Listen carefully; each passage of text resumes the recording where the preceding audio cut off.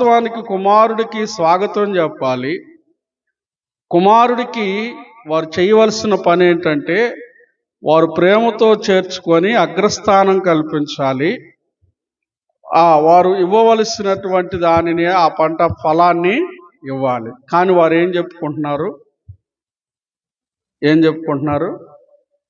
కుమారుణ్ణి చంపుదాం అని చెప్పుకుంటున్నారు. అర్థమవుతుందా? ఇదే సన్నివేశం మనకి ఆది కాండములో కనపడుతుంది.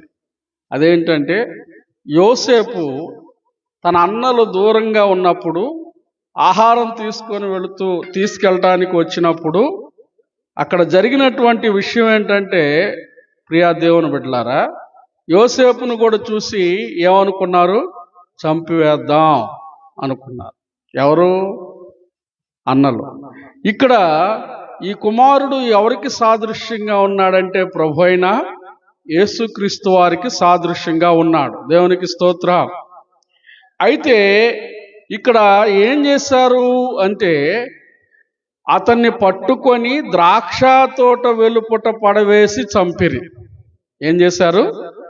అతన్ని పట్టుకొని ద్రాక్ష తోట వెలుపల పడవేసి చంపిరి అని రాయబడి ఉంది.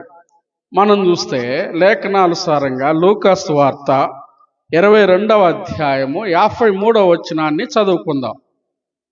లూకా సువార్త 22వ అధ్యాయం. నేను అనుదినము మీ చెంత దేవాలయములో ఉన్నప్పుడు మీరు నన్ను పట్టుకొనలేదు. అయితే ఇది మీ గడియయు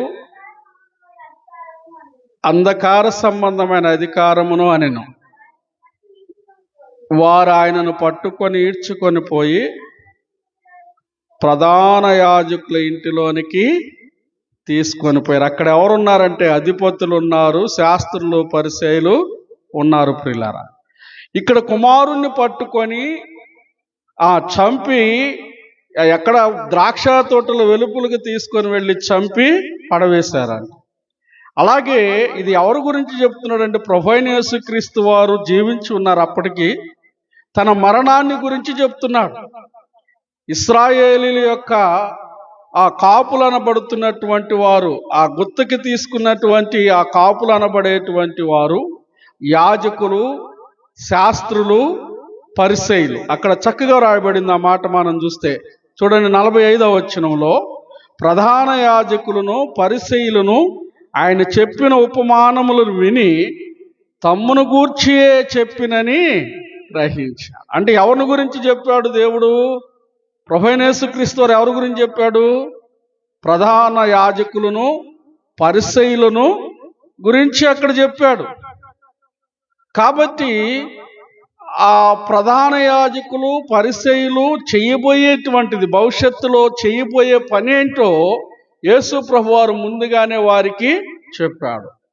ఏ విధంగానైతే ఆ యొక్క కాపులు, ఆ గుత్తకి తీసుకున్నటువంటి ఆ కాపులు, అధికారం తీసుకున్నటువంటి, ఆ తోట మీద అధికారం కలిగినటువంటి ఆ కాపులు ఏ విధంగా కుమారుణ్ణి పట్టుకొని ద్రాక్ష తోట వెలుపులకి తీసుకుని వెళ్ళి ఆయనను చంపారో, అదేవిధంగా ఈ ప్రధాన యాజకులు, శాస్త్రులు యేసు ప్రభు వారిని పట్టుకొని న్యాయపీఠములు ఎదుట తీర్పుకి తీసుకొని వెళ్ళి ఏం చేశారు? యెరూషలేము బయట ఒలీవల గొల్గొతా కొండపైన ఆయనను సిలువ వేసి చంపారు. అర్థమవుతుందండి? ఇది మీకు అర్థమవుతుందా ఈ ఉపమానంలో ఉన్న భావం? అయితే ఇక్కడ గమనించాల్సిన విషయం ఏంటంటే, ఈ విషయాలన్నిటిని గురించి ప్రభువారు స్పష్టంగా వీరికి చెప్పాడు. అయితే ఈ మాటలు విన్నటువంటి వీరి జీవితాలలో మనం చూస్తే, ప్రియ దేవుని బిడ్డలారా, ఆయన ఎగ్జాంపుల్ చెప్పినప్పుడు మా గురించి చెప్పాడు అనుకోలేదు, మా గురించే మాట్లాడుతున్నాడు అనుకోకుండా, ఇలాంటి వారిని ఏం చేయాలని అడిగినప్పుడు వాళ్ళు ఏమన్నారంటే, వారు దుర్మార్గంగా ప్రవర్తించారు అని చెప్పారు.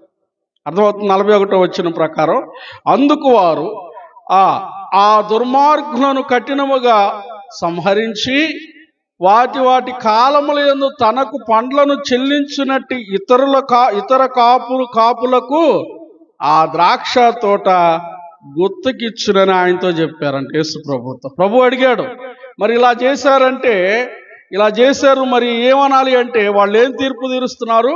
వారు దుర్మార్గులు. ఎవరంట? ఎవరి గురించి చెప్పుకుంటున్నారు?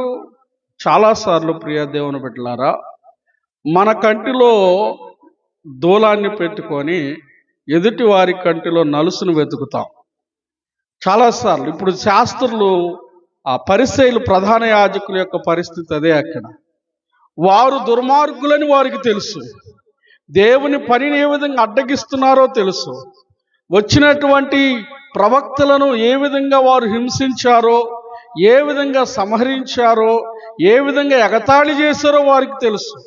వారు ఏం చెప్పుకుంటారంటే, మేము దైవ స్వరూపులం.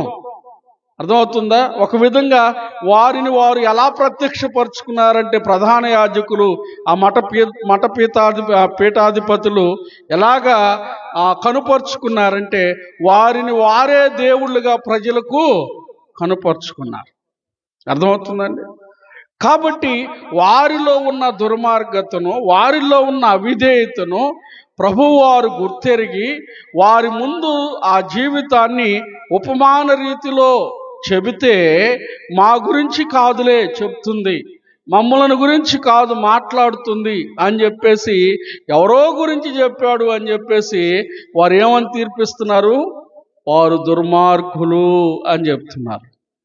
ప్రియ దేవుని బిడ్డలారా, నేటి దినాల్లో కూడా ఇలాంటి దుర్మార్గపు జీవితం కలిగి జీవిస్తున్నటువంటి వారు ఉన్నారు. ప్రభువారు ఈ రాత్రి మనతో మాట్లాడేటువంటి విషయాలు ఏంటంటే, ముందు మనల్ని మనం సరి చేసుకోవాలి. ముందు మనల్ని మనం సరి చేసుకోవాలి. ఏ విధంగా సరిదిద్దుకోవాలి? మొదటిగా మనం చూసినట్లయితే ప్రియులారా, యేసు వారిని చూసి, ఇల్లు కట్టువారు నిషేధించిన రాయి మూలకు తలరాయి ఆయను, ఇది ప్రభు వలననే కలిగెను, ఇది మన కన్నులకు ఆశ్చర్యము అన్న మాట మీరు లేఖనములలో ఎన్నడూ చదవలేదా? కాబట్టి దేవుని రాజ్యము మీ వద్ద నుండి తొలగింపబడి దాని ఫలమిచ్చు జనులకి ఇయ్యబడునని మీతో చెప్పుచున్నాను. చూడండి, ఏమవుతుందంట? దేవుని రాజ్యము మీ వద్ద నుండి తొలగింపబడి ఎక్కడికి వెళ్తుందంట? అన్యుల యొద్దకు. మొదట దేవుని రాజ్యం ఎవరి యొద్దకు వచ్చింది? ఎవరిని వెతుక్కుంటూ వచ్చింది? ఇశ్రాయేలుని వెతుక్కుంటూ వచ్చింది దేవుని రాజ్యం. ఇశ్రాయేలులకు ప్రాధాన్యతనిచ్చాడు, కానీ వారు ఏం చేశారు? వ్యతిరేకించారు. ఇప్పటికి కూడా ఇజ్రాయెల్ దేశంలో చాలా మంది యూదులు యేసు ప్రభువుని విశ్వసించరు. యేసు ప్రభు దేవుడు అంటే నమ్మరు, ఇంకా ఆయన రాలేదు అని చెప్తారు వాళ్ళు.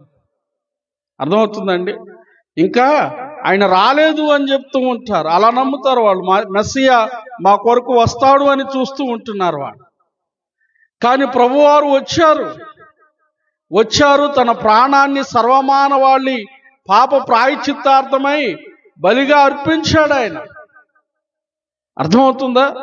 కాబట్టి ఇప్పుడు విషయం ఏంటంటే, శాస్త్రుల వలె, ప్రధాన యాజకుల వలె ఇంకనూ దేవుని యొక్క వాస్తవాలను వ్యతిరేకించేటువంటి వారు సమాజంలో ఉన్నారు. మన చుట్టూ చూస్తున్నట్లయితే ఎవరైనా సువార్త ప్రకటించడానికి కొన్ని ప్రాంతాలకు వెళుతూ ఉంటే, మీరు ఎందుకు వచ్చారు మా గ్రామంలోనికి? మతాన్ని ప్రకటించడానికి వచ్చారా అని చెప్పేసి సువార్తను బోధించడానికి వచ్చిన సేవకుల మీద, సంఘం మీద నేడు చాలా మంది ఏం చేస్తున్నారంటే అక్కస్సును వెళ్ళబుచ్చుతున్నారు. ఆ రోజు యేసు ప్రభువారు సమాజ మందిరాల్లో నిలవబడి బోధిస్తుంటే, ఆ రోజు ప్రభువారు ఆయా ప్రాంతాలలో నిలవబడి బోధిస్తూ ఉంటే అనేక మంది ప్రజలు విన్నారు, విశ్వసించారు. అది చూసి ఏ విధంగా ఆ రోజు ప్రధాన యాజకులు, శాస్త్రులు, పరిసయ్యులు ఓర్వలేకపోయారో, ఈరోజు కూడా మన భారతదేశంలో, మన చుట్టుప్రక్కల ప్రాంతాలలో క్రైస్తవ్యాన్ని గురించి బోధిస్తుంటే ఇది మత ప్రచారమని తాటాకులు గడుతున్నారు. అధికార ముసుగులో ఉన్నటువంటి నాయకులు ఏం చేస్తున్నారంటే, వారి యొక్క ఆ లీడర్ తత్వాన్ని, అంటే వారి యొక్క అధికారాలను కాపాడుకోవడానికి ఆ అమాయకులైన జనాలను మతం పేరుతో రెచ్చగొడుతూ వారిని ఏం చేస్తున్నారంటే ఆ మత పిచ్చిలో పడేస్తున్నారు. క్రైస్తవ్యం మతం కాదు, మార్గం. దేవునికి స్తోత్రం. ఇది మతం కాదు, ఏంటిది? మార్గం. చాలా మంది ఈ విషయాన్ని తెలుసుకోలేక మన యొక్క చుట్టుప్రక్కల ప్రాంతాలు ఎక్కడి నుండో చెప్పుకోవట్లేదండి, అక్కడి విషయాలు కాదు. ఈ మార్గము మనిషిని మనిషిగా మార్చింది. ఈ క్రైస్తవ మార్గము మనిషి అంటే ఇలాగ ఉండాలి అని చెప్పేసి మంచి మనిషిగా చేసింది. మన చుట్టుప్రక్కల ఉన్న ప్రాంతం మనం ఎన్నోసార్లు చెప్పుకుంటాం. మనకు దగ్గరగా ఉన్నటువంటి స్టూవర్ట్పురం అని, గజ దొంగలకు నిలయమైన ఆ ప్రాంతంలో అనేక మంది భయంకరమైన గజ దొంగలు ఈ మార్గంలోనికి వచ్చి వారి జీవితాన్ని మార్చుకున్నారు. దేవునికి స్తోత్రం. నరహంతకులు, వ్యభిచారులు, ప్రియ దేవుని బిడ్డలారు, ఇలాంటి వారు తమ జీవితాలను ప్రభువుని నమ్ముకొని వారి మార్గాల్ని మార్చుకున్నారు. దేవునికి స్తోత్రం.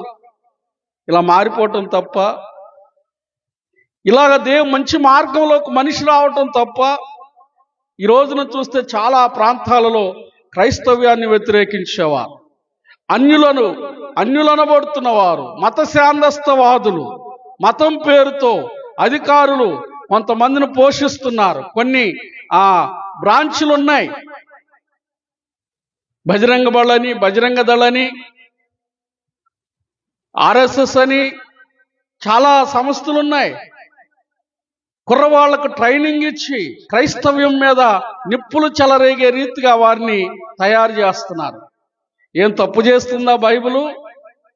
క్రైస్తవ బోధలు తప్పు మార్గంలో నడవమని చెప్తున్నాయా? జీవితాలను కడుతున్నాయి. దేవునికి స్తోత్రం. హల్లెలూయా. అనేకుల జీవితాలను మారుస్తున్నాయి. ఎవరిని రెచ్చగొట్టట్లేదు, ఎవరిని దేశద్రోహులుగా మార్చడం లేదు, ఎవరి జీవితాలను నాశనం చేసుకోమని బైబిల్ చెప్పట్లేదు. కానీ ఈ రోజున సమాజం బైబిల్కి వ్యతిరేకంగా తయారైంది. బైబిల్ని విమర్శించేవారు అలాంటి వారైతే ఆ మత శాంతస్థంతో ఆ విధంగా వ్యతిరేకిస్తూ ఉంటే, ఈరోజు దేవుని వాక్యం స్పష్టంగా ప్రకటింపబడుతున్న ధర్మశాస్త్రం గురించి తెలిసినటువంటి ప్రధాన యాజకులు, పరిసయ్యులు ఏ విధంగా ప్రభువారి యొక్క బోధను, బాప్తిస్మమిచ్చి యోహాను యొక్క బోధను తిరస్కరించారో, ఈరోజు కూడా చాలా మంది వాస్తవాన్ని తెలుసుకోకుండా, చాలా మంది క్రైస్తవులము అని చెప్పుకుంటూ వారికి నచ్చిన మార్గాలను ఏర్పాటు చేసుకొని వారి ఇష్టానుసారంగా భక్తి చేస్తున్నారు. ప్రియులారా, వారికి మనకు తేడా ఏముంది? ఆ రోజున శాస్త్రులు, పరిసయ్యులు, ప్రధాన యాజకులు ఏ విధంగా ప్రభువు బోధను వినకుండా, లోబడకుండా, వ్యతిరేకిస్తూ ప్రభువు మీదే నేరారోపణ చేసినట్లుగా ఈ రోజున చాలా మంది తమ యొక్క క్రియల ద్వారా దేవుని వాక్యము నిన్ను సరిచేసుకోమని చెబుతున్నా కూడా, మారు మనసు పొందమని చెప్తున్నా కూడా, పాప క్షమాపణ నిమిత్తం ప్రాయశ్చిత్తమునంది బాప్తిస్మం తీసుకొని ఆయన బిడ్డలుగా ఈ లోకములో ఆయనకు మహిమకరంగా జీవించమని హెచ్చరిస్తున్నా కూడా వాళ్ళు అలాగే చెప్తారు. ఎప్పటి నుంచి ఉంటున్నాం ఈ బోధలు? ఎంతోమంది ఈ మాటలు చెప్తున్నారు. కాబట్టి మనం ప్రార్థనకి వెళ్దాం. బైబిల్ పట్టుకొని ప్రార్థనకి వెళ్తే చాలు.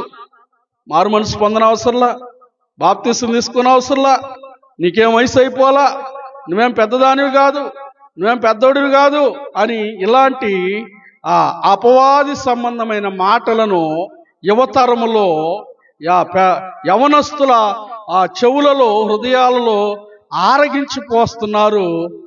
యాజకుల మనస్తత్వం కలిగిన, శాస్త్రుల పరిశీలన లాంటి బుద్ధి కలిగినటువంటి పనికి మాలిన ఆలోచనలు కలిగిన కొంతమంది విశ్వాసులని చెప్పుకునేటువంటి వారు. విశ్వాసులు కాదు వాళ్ళు, మేము విశ్వాసులం, మేము చర్చికి వెళతాం, మేము ప్రార్థనకి వెళ్తాం అని చెప్పుకునేవారు. వారి హృదయాలు మార్చుకోకుండా, దేవునికి సమర్పించుకోకుండా ఎప్పుడు కూడా అలాగే ఉంటారు. అర్థమవుతుందండి? అలాగనే మారు మనసు పొందని వారుగానే ఉంచారు. వారి మాటలు మార్చుకోవడానికి ఇష్టపడరు, వారి ప్రవర్తన మార్చుకోవడానికి ఇష్టపడరు, వారి యొక్క మార్గములను మార్చుకోవడానికి ఇష్టపడరు. మేము తెలుసుకున్నదే మంచి మార్గం అనుకుంటాం. ప్రియ దేవుని బిడ్డలారా, ఆ రోజున ఆయన చెప్పాడు, ఇదిగో ఇల్లు కట్టువారు నిషేధించిన రాయి మూలకు తలరాయి అయినట్లుగా ఆయన చెప్తున్నాడు, ఇది మీ కన్నులకు ఆశ్చర్యం. ఇక్కడ రాయబడినటువంటి మాట ఏంటంటే, ఎవడైనా సరే ఈ బండ మీద పడితే, చూడండి ఆ మాట 44వ వచనం, ఈ రాతి మీద పడువాడు తునకలైపోతాడంట. ఎవరి మీదైతే ఈ రాయి పడుతుందో వాడు తునకలైపోతాడంట. రాయి అనగా ప్రభువైన యేసుక్రీస్తు వారికి సాదృశ్యం. దేవునికి వ్యతిరేకంగా వెళ్ళి వాక్యానికి విరుద్ధంగా ప్రవర్తిస్తూ పేరుకు మాత్రము నామకార్థకంగా మేము దేవుని పిల్లలము. ఆ రోజున వాళ్ళు అదే చెప్పుకున్నారు. బాప్తిస్మిచ్చి యోహాను సమయంలో బాప్తిస్మిచ్చి యోహాను అంటాడు కదా, మీరు అబ్రహాము పిల్లలని అనుకుంటున్నారేమో, సర్పసంతానమా, మారు మనసు పొందుటకు మీకు బుద్ధి చెప్పిన వాడెవడో. అబ్రహాము ఒకవేళ దేవుడు అనుకుంటే అబ్రహాముకి ఈ రాళ్ల నుండి కూడా పిల్లలను పుట్టించగలడని చెప్తాడు. దేవునికి స్తోత్రం. అంటే అర్థం ఏంటి? వాళ్ళు అనుకునేటువంటిది, మాకు దేవుని వాక్యం తెలుసు, ధర్మశాస్త్రం అంతా తెలుసు, మాకు తెలిసిందే వాస్తవం, మాకు తెలిసిందే భక్తి అని ఎప్పుడు కూడా వారి హృదయాలలో విషాన్ని నింపుకుంటూ, ఎదుటి వారిని విమర్శించే మనస్తత్వంతో, సనుగులతో, గొణుగులతో, అపవిత్రమైనటువంటి మాటలతో, ఆలోచనలతో వాక్యము మాకు తెలుసు అని ఆ భావనతో వారి జీవితాన్ని మార్చుకోకుండా ప్రవర్తించారు.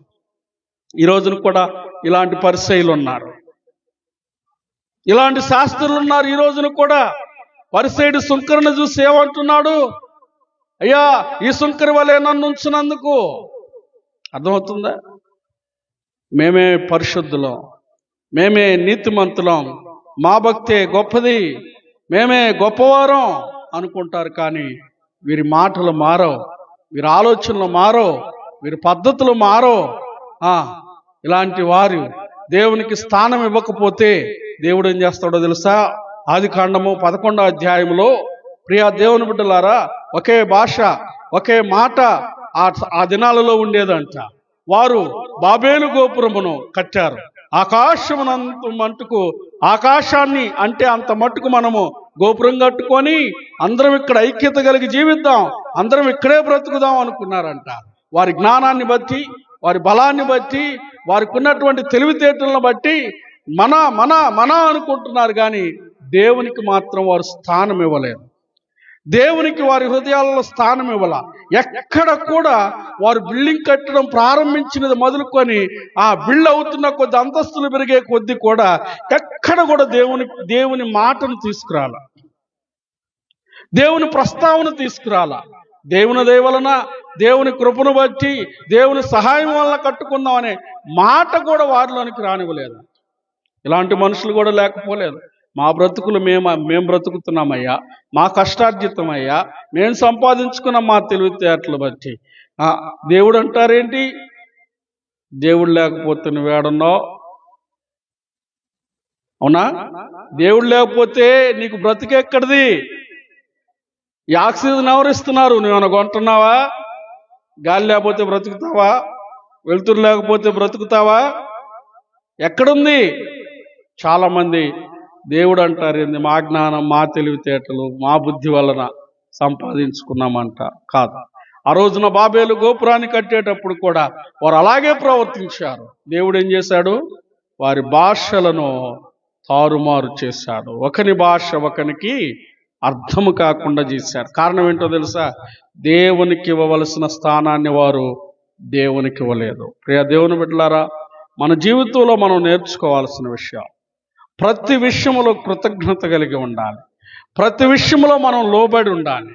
ప్రతి విషయంలో దేవునికి మనల్ని మనం అప్పగించుకునేటట్లు ఉండాలి. ప్రతి విషయంలో దేవునిని ముందు పెట్టుకొని అడుగులు వేసేటట్లు ఉండాలి. దేవునికి స్తోత్రం, హల్లెలూయా. చాలా మంది శాస్త్రుల్లాగా, పరిసయ్యుల్లాగా, ఆ ప్రధాన యాజకుల్లాగా, ప్రియ దేవుని బిడ్డలారా, అధికార దాహముతో, మాకంతా తెలుసన్న అహంకారంతో, మేం చేసేదే కరెక్ట్ అని ఆ భావనతో యేసు ప్రభువారు సృష్టికర్త అయిన దేవుడు కళ్ళ ముందు నిలబడి ఉన్నా కూడా గ్రహించని వారై ఆయనను అనేక రీతులుగా ఇబ్బందులకు గురి చేశారు. అనేక రీతులుగా ప్రశ్నించి ఆయన ఏదో ఒక విధంగా ఇరికించాలి అన్నదే వీరి యొక్క భావన. ఇలాంటి సమూహాలు నేడు కూడా ఉన్నాయి. ఇలాంటి వారు నేడు కూడా సమాజంలో ఉన్నారు. ఎక్కడ దొరుకుతాడా, ఏ విధంగా దొరుకుతాడా, ఎలాగ ఇరికిద్దామా, ఏ విధంగా మాట్లాడదామా, ఏ విధంగా నిందలు వేద్దామా అని చెప్పేసి ఎప్పుడు కాచుకొని ఉంటారంట వీళ్ళు. ఎప్పుడు కూడా ఉదాహరణకి మీకు అర్థం కావాలంటే, ఆ వ్యభిచారం చేసి పట్టబడినటువంటి స్త్రీని ఏం చేశారు? ప్రభు దగ్గరికి తీసుకొచ్చారు. మంచి ఉద్దేశంతో తీసుకొచ్చారా? ఏ ఉద్దేశంతో తీసుకొచ్చారు? యేసు ప్రభు వారు ఏం తీర్పు చెబుతాడో ఈ విషయంలో తప్పుపట్టాలి అన్న ఉద్దేశంతో వారు అమ్మాయినే తీసుకొచ్చారు. వాళ్ళతో పాటు ఏం తీసుకొచ్చారు? రాళ్ళు కూడా తెచ్చారు. అర్థమవుతుందా? అంటే చాలా మంది నేడు కూడా ఇలాగే ఉన్నారు.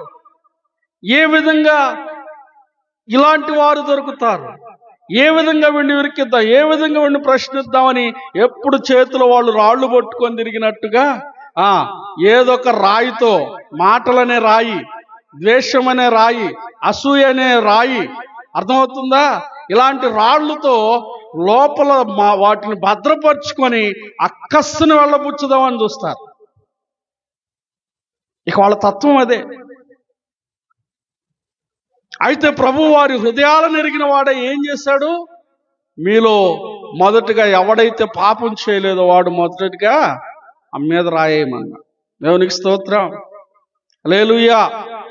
ఇక్కడ మనం నేర్చుకోవాల్సిన విషయం, ఎప్పుడు కూడా లోకము భక్తి మార్గంలో చక్కగా నడిచేవాడి మీద బురద వేయాలని చూస్తుంది. లోకములో ఉన్నదంతా కూడా ఏంటి? శరీరాశ, నేత్రాశ, జీవపడము. ఎప్పుడు కూడా ఈ లోకం ఏం చేస్తుందంటే, చేతిలో ఆ రోజున ప్రభువు మీద నేరారోపణ చేయటానికి, ప్రభువుని తప్పు పట్టించడా, తప్పుదా ఆయన చెప్పే తీర్పు తప్పని ఆయన మీద ఏదో ఒకటి నేరం మోపడానికి తీసుకొచ్చిన వాళ్ళు చేతితో పాటు ఆమెతో పాటు ఏం చేశారు? వాళ్ళు రాకుండా రాళ్ళు తెచ్చుకున్నట్లుగా ఆ లోకము క్రైస్తవులను చూస్తే, నిజమైన భక్తి చేసే వాళ్ళని చూస్తే, వాస్తవాలను ప్రకటించే వారిని చూస్తే రాళ్ళు పట్టుకొని నిలబడతారు. ఏ రాళ్ళువి? ఏదొక నింద వేయాలి. అర్థమవుతుందా? ఏదొక రీతిగా నింద వేసి చెడుగా ప్రకటించాలి. అంతేగా చేసింది పరిసయ్యులు, శాస్త్రులు, ప్రధాన యాజకులు ప్రభువారిని పిలాతు ముందుకు తీసుకొని వెళ్ళి, ఇతడు దేవదూషణ చేస్తున్నాడు, ఇతడు అబద్ధికుడు, రాజును దూషించాడు, ఇలాగా ఎన్నో నేరారోపణలు చేసి ప్రజలలో ఆ అబద్ధాన్ని ఏం చేశారు? బహుగా వ్యాపింపజేశారు. ప్రజల హృదయాలలో అబద్ధాలను నాటి ప్రజలను ఉసిగొలిపి ప్రజలను కూడా అబద్ధ సాక్ష్యము చెప్పేటట్లు చేశారు. ఈ లోకము తీరే అది. అందుకే ఆయన అంటాడు, మీరు తోడేళ్ల మధ్యలో ఉన్నారంటాడు. దేవునికి స్తోత్రం. తోడేళ్ల మధ్యకు గొర్రె పిల్లను పంపిన విధంగా మిమ్మల్ని పంపిస్తున్నానంటాడు.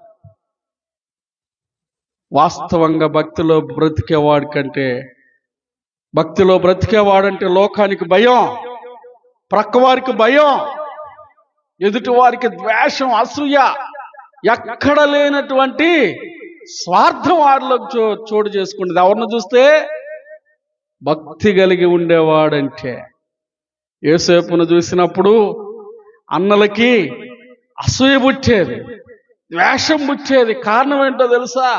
వీళ్ళకే అన్ని అవలక్షణాలు ఉన్నాయి, యోసేపు మాత్రం మంచి లక్షణం కలిగి ఉన్నాడు. అవలక్షణాలను మానుకోలేక, వీటిని విడిచిపెట్టలేక వీళ్ళేం చేశారు? తమ్ముడి మీద ఒక తండ్రి రక్తాన్ని పంచుకు పుట్టిన వాళ్ళు. యేసు ప్రభువారు ఆ జాతిలో మానవ అవతారిగా జన్మించాడు. వారి గోత్రికుడని తెలుసు. కానీ ఆయన యొక్క ప్రవర్తన, ఆయన మాట తీరు, ఆయన పద్ధతి, ఆయన భక్తి విధానం, ఆయన యొక్క బోధనలను చూసి వారవలేకపోయారు, అసూయపడ్డారు. అర్థమవుతుందా? ఈ రోజున చాలా మంది కూడా అసూయ పడేవారు ఉన్నారు, వ్యసన పడేవారు ఉన్నారు. పరిసయ్యుల్లాగా, ప్రధాన యాజకుల్లాగా, పరిసయ్యుల్లాగా, శాస్త్రుల్లాగా ప్రభువు యొక్క వాస్తవాలను, ప్రభు బోధను, వాక్యాన్ని వ్యతిరేకించేవారు సమాజంలో కుప్పలుగా ఉంటున్నారు ప్రియులారా. కాబట్టి రాత్రికాల సమయంలో నువ్వు ఎలా ఉంటున్నావు? మొదటిగా మన హృదయాలను పరిశీలన చేసుకుందాం. నువ్వు వాస్తవాలను వ్యతిరేకిస్తూ నిజదేవుని వాక్యము నీతో మాట్లాడుతూ నిన్ను సరిదిద్దాలని, నిన్ను దీవించాలని, పరలోక రాజ్యంలో నీకు స్థానం కల్పించాలని, నీలో ఉన్న అవిధేయతను, నీలో ఉన్నటువంటి పాపమును, నీలో ఉన్నటువంటి అక్రమమును, నీలో ఉన్నటువంటి అసూయను వాక్యము ద్వారా దేవుడు ఎత్తి చూపిస్తూ ఉంటే సరిదిద్దుకునే మనస్సు నీకుంటుందా? లేదంటే ఇంకా పరిసయ్యుల్లాగా, ప్రధాన యాజకుల్లాగా నీ యొక్క అవిధేయతలను కప్పిపుచ్చుకొని నేరారోపణ చేసేటువంటి వ్యక్తిలాగా ఉంటున్నామా? రాత్రి మనల్ని మనం ప్రశ్నించుకోవాలి, మనల్ని మనం పరీక్షించుకోవాలి ప్రియులారా, మనల్ని మనం సరి చేసుకోవాలి. దేవునికి స్తోత్రం, హల్లెలూయా. కాబట్టి రాత్రికాల సమయంలో దేవుని యొక్క వాక్యము మనతో మాట్లాడుతూ ఉన్నాడు. వాక్యం ద్వారా శాస్త్రులు లాంటి, పరిసయ్యుల లాంటి, ప్రధాన యాజకులు లాంటి మనస్తత్వం నీలో ఉంటే ఏం చేయాలంటే ఈ రాత్రి మనం దాన్ని ఉంచుకోవాలా? తీసేసుకోవాలి. ఆ స్వభావాన్ని మనలో నుండి తీసేసుకోవాలి, సరి చేసుకోవాలి. వాక్యము నీతో స్పష్టంగా మాట్లాడుతున్నప్పుడు, నిజమేనయ్యా, నాలో ఈ పాపం ఉన్నది, నాలో ఈ అవిధేయత ఉన్నది. అపోస్తల కార్యముల గ్రంథం 2వ అధ్యాయంలో పేతురు గారు నిలవబడి మాట్లాడుతూ ఉన్నప్పుడు ప్రజలు ఆయన వాక్యమును విని పశ్చాత్తాపము కలిగిన వారే, అయ్యా, మారు మనసు పొందడానికి మేమేం చేయాలి అన్నారు. దేవునికి స్తోత్రం. మారు మనసు పొందాలి. మనలో ఉన్న అవిధేయతలను తొలగించుకొని ప్రభు ఎదుట ఒప్పుకొని విడిచిపెడితే ప్రభువారు మనల్ని క్షమించి తన రాజ్యంలో మనకు స్థానాన్ని ఇస్తాడు. కానీ ప్రియ దేవుని బిడ్డలారా, వ్యతిరేకంగా వెళితే, సరిదిద్దుకోకపోతే, వాక్యానికి లోబడకపోతే ఈ రాయి మీద పడువాడు తునాతునకలైపోతాడు. చాలా భయంకరమైన యేసు ప్రభువారి మరణానంతరం తర్వాత ఇజ్రాయేలీలకు చాలా భయంకరమైన శ్రమలు వచ్చాయి. ఆయన బోధను వ్యతిరేకించిన వారు, ఆయన్ని విశ్వసించని వారు, ప్రియ దేవుని బిడ్డలారా, దేశం అనేది లేకుండా నాశనమైపోయారండి. ప్రభు చెప్తున్నాడు, ఇంతకంటే భయంకరమైన ఉగ్రత దినం రాబోతుంది. ఆ రోజునే ప్రభుత్వం ఏ విమర్శించేవాడుండడు, ప్రశ్నించేవాడుండడు, ఆ ఎలిగేషన్స్ క్రియేట్ చేయాలనుకున్నవాడు ఎవడుండడు అక్కడ. అర్థమవుతుందా?